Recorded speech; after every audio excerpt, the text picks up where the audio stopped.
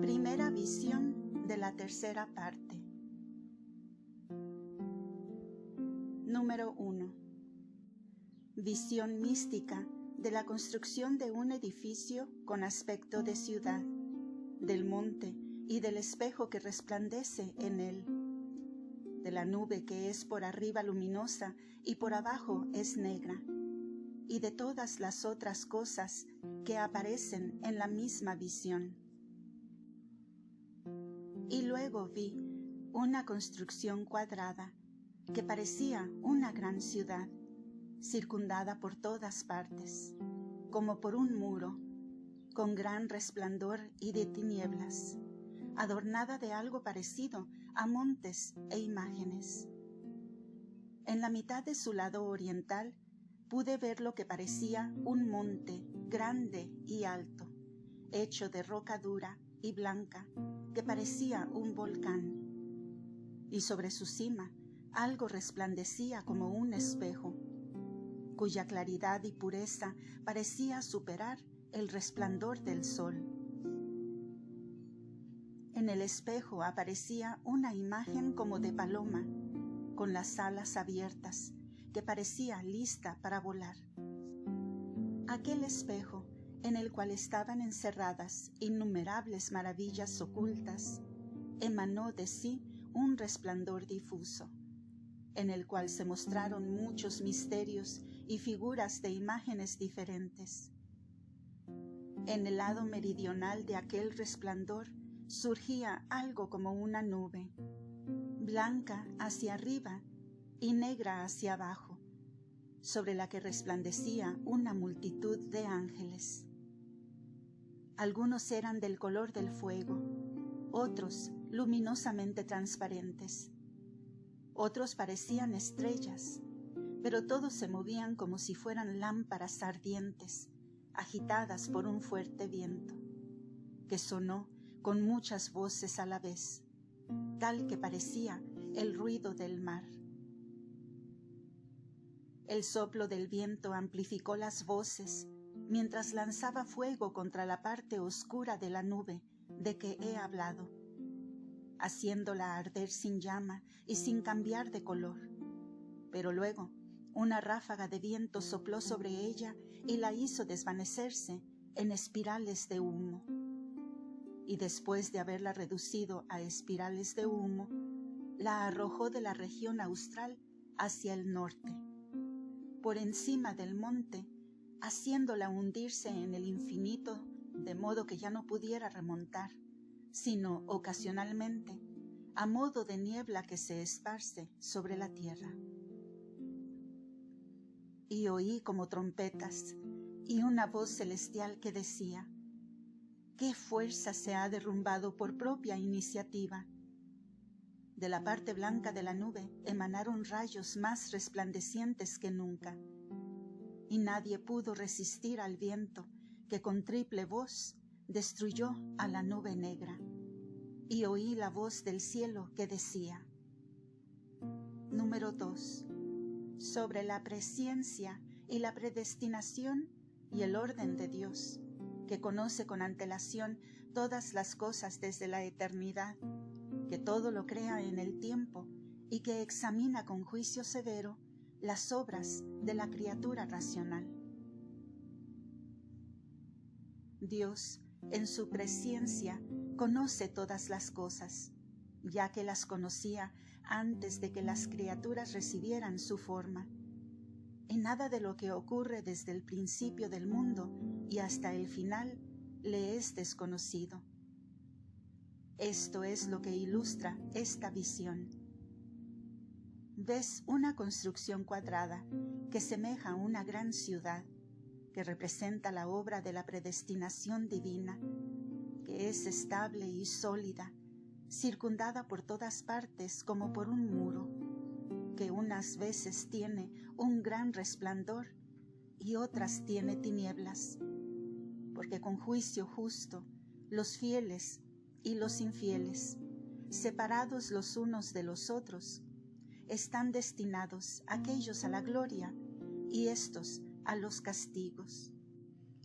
La ciudad está adornada por algo parecido a montes y a imágenes, es decir, reforzada y exaltada por el tamaño de los milagros y las virtudes, porque Dios hace sus obras buenas y justas, y las hace fuertes e inmutables, de modo que ningún ataque de la debilidad pueda arruinarlas.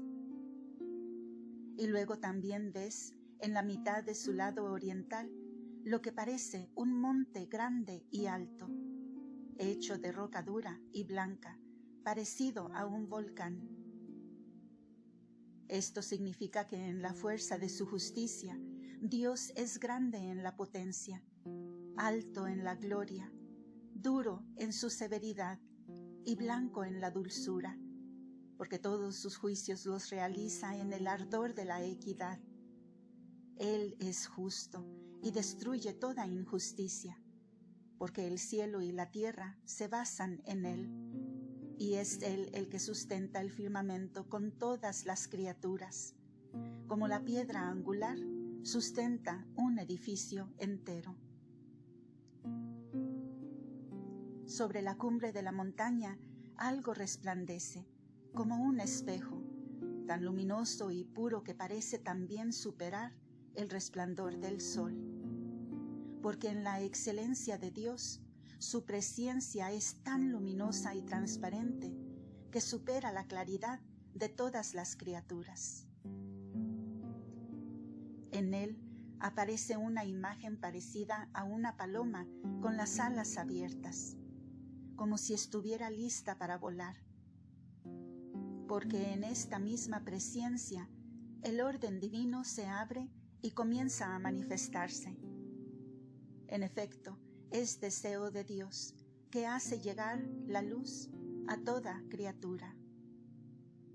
Y como el ave tiene 2 alas para volar y está colocada sobre el monte, reflexionando en qué dirección emprender el vuelo, así el orden divino, que tiene sus 2 alas en los ángeles y en los hombres, está como descansando sobre el monte, ordenando todas sus posibilidades y disponiéndose a extender ordenadamente su potencia a todas las cosas, como el hombre que en silencio hace y ordena sus proyectos. Él ha fortificado al hombre confiándolo a la custodia de los ángeles y le ha dotado de 2 alas con la voluntad y la capacidad de cumplir las obras. Pero ha quedado oculto y silencioso bajo la ley antigua, porque la ley encerró en sí la plenitud de su sentido.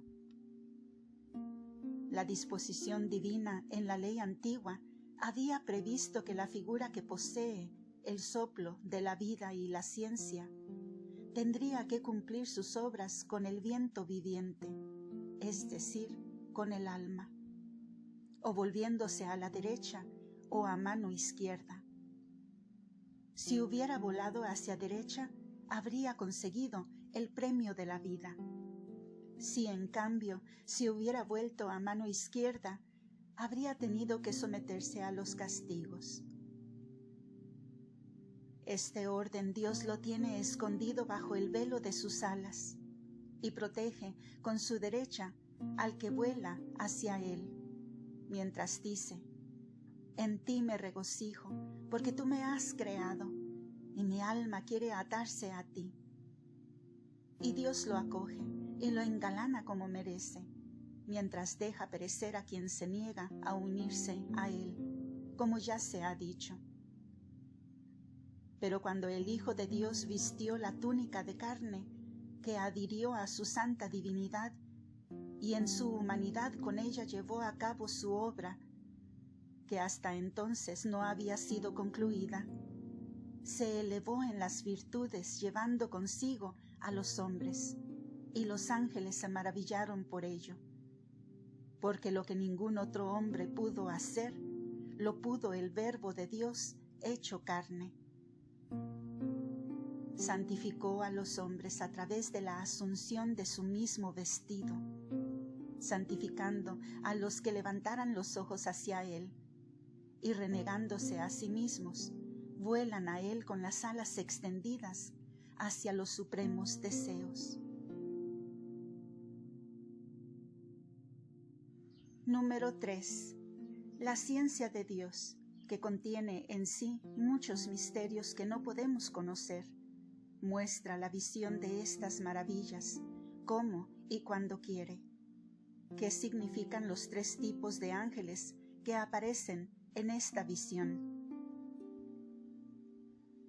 Aquel espejo, donde se encierran ocultas innumerables maravillas, emana de sí un resplandor difuso, que significa que la ciencia de Dios, que contiene en sí muchos misterios que no podemos conocer, puede enseñarnos sus maravillas, extendiéndose y elevándose como quiere.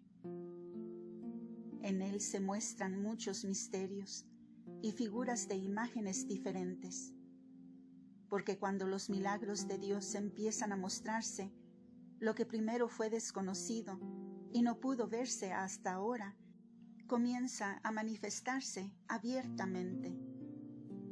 En el resplandor del lado meridional, en la nube blanca por arriba y negra por abajo, se muestra algo.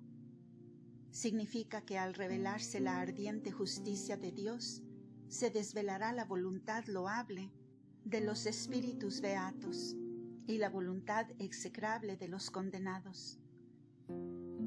Sobre ella resplandece una multitud de ángeles, algunos del color del fuego, otros luminosamente transparentes, y otros parecen estrellas. Los de color del fuego son firmes en su fuerza y siempre están inmóviles, ya que Dios ha querido que ellos, al estar vueltos hacia Él, contemplen siempre su rostro. Los que son luminosamente transparentes son los ángeles que se mueven para llevar ayuda a las obras de los seres humanos, que son la obra de Dios. Estos ángeles siempre presentan a la presencia de Dios las obras humanas que necesitan ayuda, ya que siempre las analizan con atención y al elegir las útiles y rechazar las inútiles, las hacen subir hasta el perfume de Dios. Los ángeles que parecen estrellas sufren junto a la naturaleza humana y la ponen ante los ojos de Dios, como por escrito. Son los compañeros de los hombres y les envían las palabras de la razón como Dios quiere, y alaban a Dios complaciéndose con sus obras buenas, mientras que apartan la vista de las acciones malas. Número 4. Sobre el Espíritu de Dios que suscita su venganza para combatir y reprimir a través de los ángeles santos el orgullo de los ángeles rebeldes, y sobre el canto armonioso, incansable y superior a la humana comprensión de los ángeles buenos que alaban a Dios con adoración siempre renovada. Todos ellos se mueven como si fueran lámparas encendidas, agitadas por un fuerte viento, porque el Espíritu viviente de Dios, que arde en la verdad, mueve impetuosamente los espíritus angélicos contra sus enemigos. Estos, a su vez, suenan con muchas voces, con un murmullo parecido al ruido del mar, porque en él está la plenitud y la perfección de todas las alabanzas, infusas en las criaturas angélicas y humanas, para gloria de Dios. Y luego, como ves, el soplo del viento amplifica las voces, porque el Espíritu de Dios transforma las palabras, con que juzga a los justos en palabras de castigo para los condenados. Y con ello envía un fuego a la parte oscura de la nube de que se ha hablado, haciéndola arder sin llama y sin cambiar de color, porque los santos espíritus, cuando vieron que los ángeles caídos comenzaban a rebelarse, se apresuraron a honrar a Dios y vertieron el fuego ardiente de la venganza sobre la malvada traición de sus enemigos. Así ellos se queman, no para ser purificados, sino como total maldición de quienes arden lejos de la luz de la salvación, porque no quisieron tributar a su Creador el honor que se le debe, ya que en efecto no quisieron refulgir en la alabanza del Creador, han sido reducidos a una nulidad. Del mismo modo que el pergamino, falto de letras, es algo vacío, porque le falta el honor de la escritura.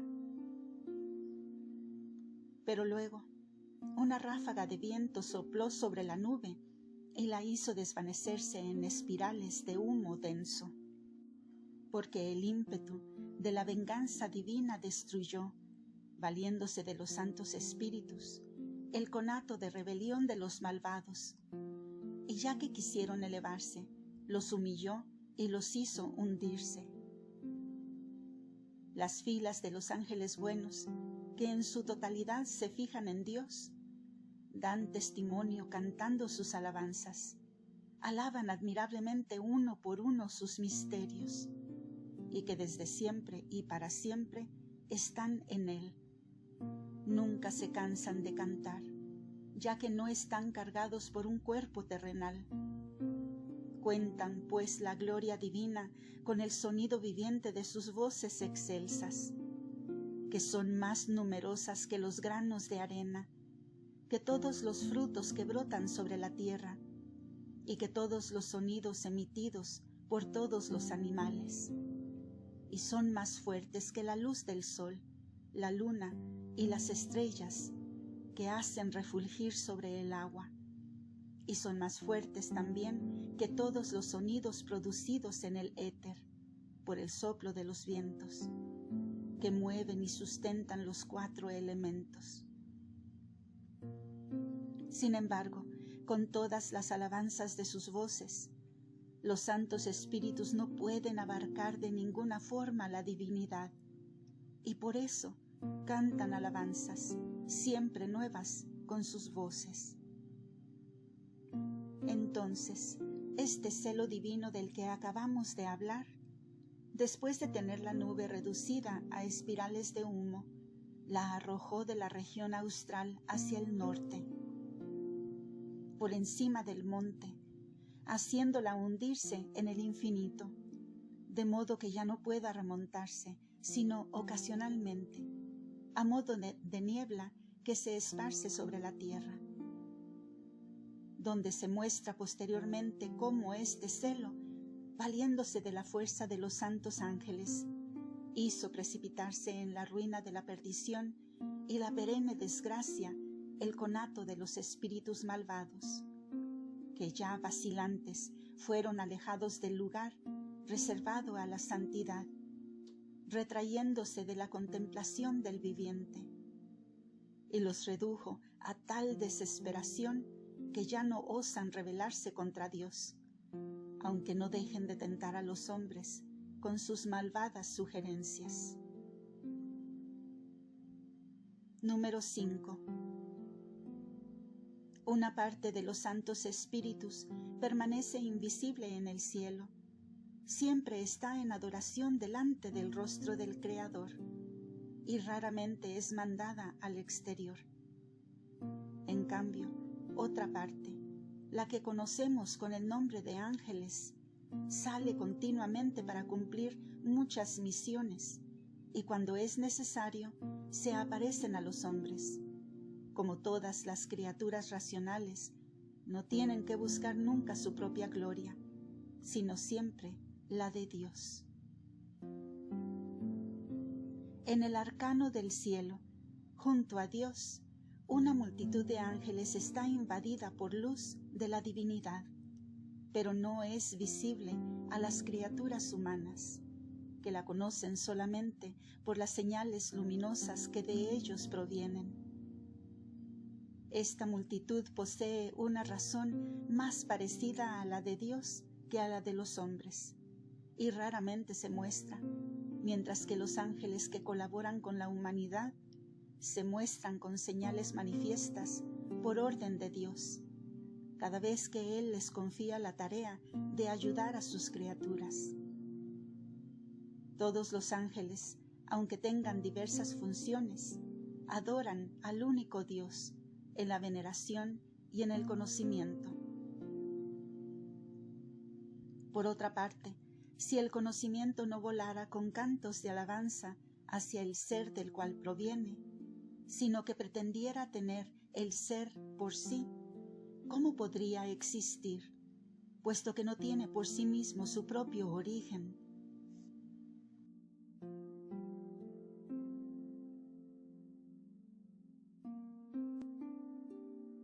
Por esto, la racionalidad siempre dirige su cántico de alabanza a otro, y éste se alegra en él, mientras que si pretendiera alabarse a sí mismo, no podría conseguir la gloria. Esto es lo que hizo Satanás al principio de su vida. Se negó a adorar a su Creador, devolviéndole alabanza, y ya que pretendió existir por sí mismo, se encerró en sí, separándose de la divinidad, y por consiguiente fue pisado por ella, como se pisa la paja separada del trigo. Por tanto, toda criatura viviente tendrá que adorar a su Creador y no tendrá que tratar de buscar él mismo la propia gloria. El ser humano no puede conseguir la plena alegría de la recompensa, ha de recibirla de otro. Pero cuando entienda que ha conseguido la recompensa de otro, tendrá una gran alegría en su corazón. En este punto es donde el alma se acuerda de haber sido creada por Dios y lo adora en la fe, como cuando una persona mira la forma de su cara en el espejo. Dios omnipotente ha hecho su obra de este modo para que su obra lo adore y lo alabe, ya que tiene gran perfección y dignidad, y ha dispuesto que los santos espíritus echaran a los que se opusieron a la verdadera santidad, diciendo: alejémonos de nosotros, porque quieren asustarnos. Y así está escrito según la voluntad de Dios.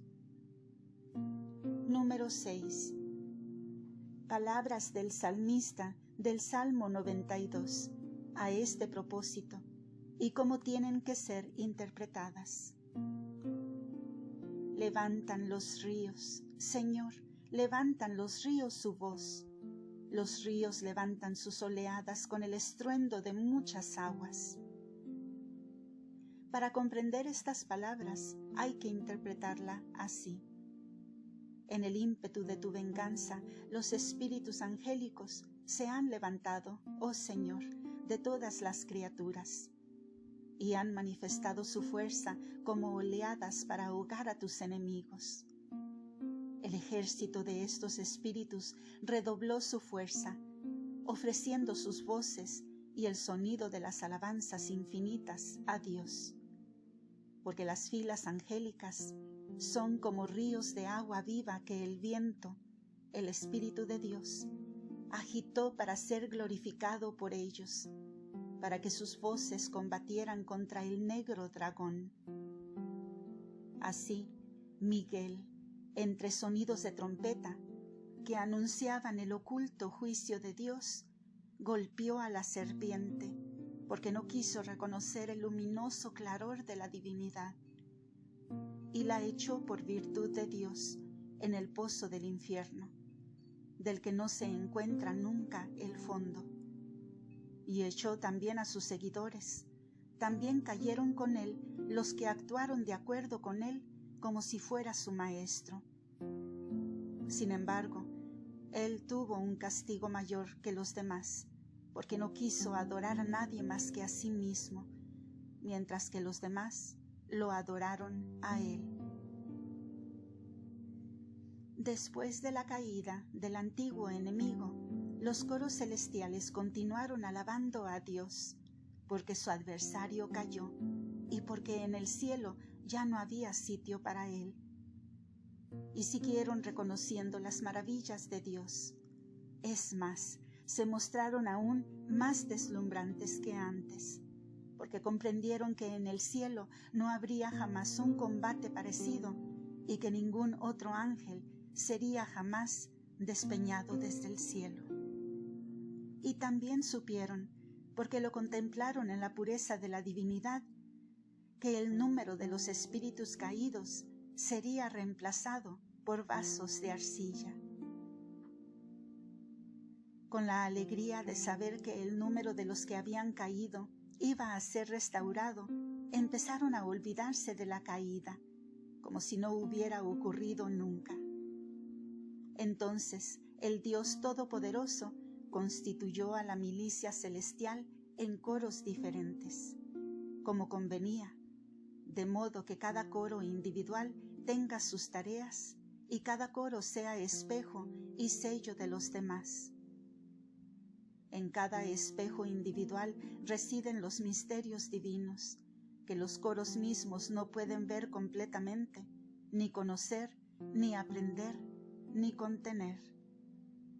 Así, maravillados suben de alabanza en alabanza, de gloria en gloria. Y de ese modo siempre se renueva y nunca llegará al final.